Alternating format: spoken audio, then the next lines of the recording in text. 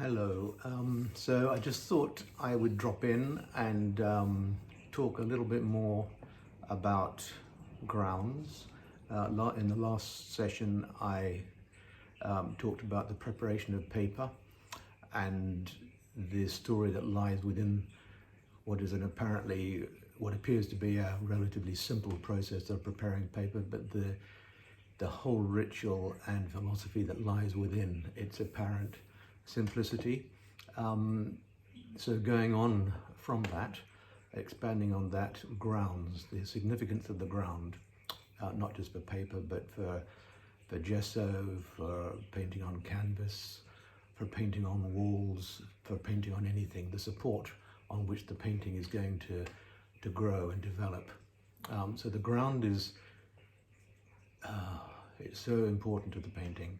The market today is absolutely swamped with factory-made grounds of incredibly poor quality, and it doesn't induce any deep interaction with the ground. It comes to just putting paint on the surface because it's just something to paint on.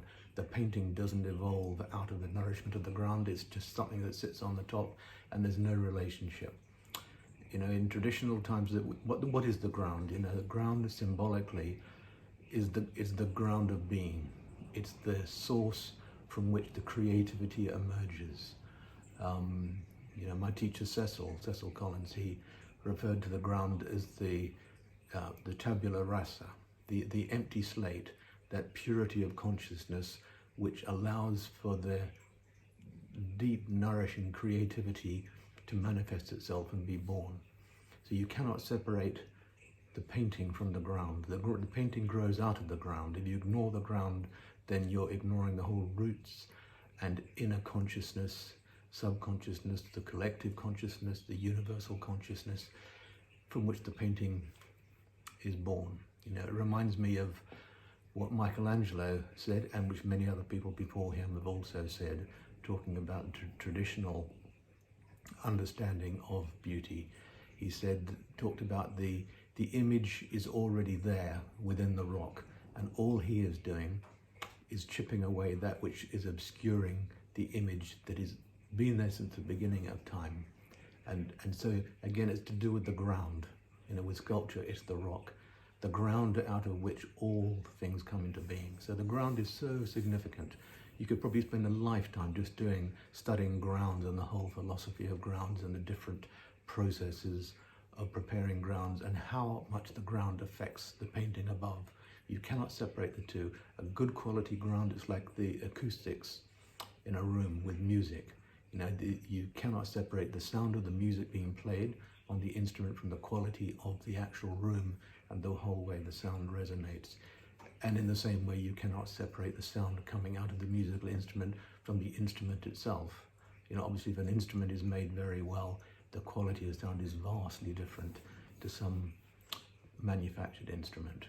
You know, it always comes back again to this journey of head, heart and hand, the way the mystery of the creative process comes through us, through the integration of head, heart and hand. The head which serves the heart which is the symbology of wisdom, and its expression comes through the hand. It's such a profound union of the three. So in terms of painting, for instance, just start talking about painting on canvas. There's so many, we can talk about grounds for weeks, but just talking about painting on canvas, the ground, what does it do? It gives luminosity, amongst other things. It provides luminosity to the colors above. If the ground isn't prepared properly, then it'll lack that underlying luminosity. The quality of the paint with which it's prepared is absolutely crucial for that, because if it's an acrylic ground, which 99% of the canvases you buy now, they're all made from acrylic, the way oil, the colors and the tones sit upon acrylic doesn't give that same translucency and depth that you'll ever get from a traditionally oil primed ground. And of course, before the The priming goes on. There's the preparation of the actual linen itself, or you're painting on wood, the preparation of the wood. You've got to seal it with several coats of animal skin glue, so that the oil or the medium in the ground doesn't sink through into the wood, causing the colours above to go dull.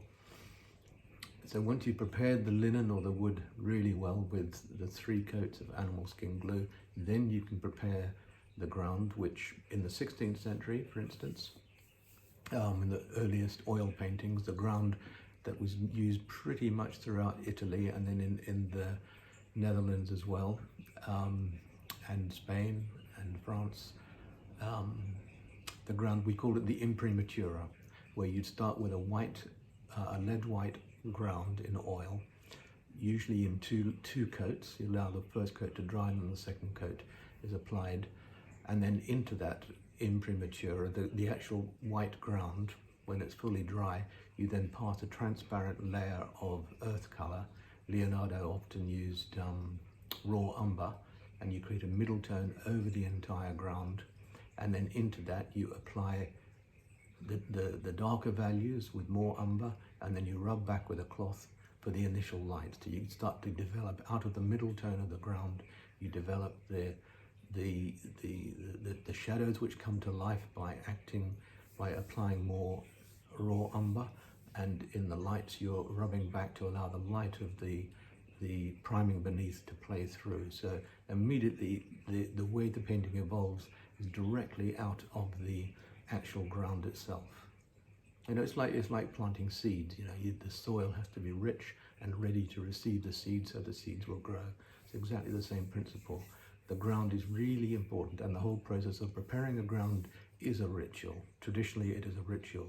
You're preparing not just the outward ground, but the inner ground of being, preparing yourself to be open and ready, so that the creativity may enter, which never belongs to us anyway.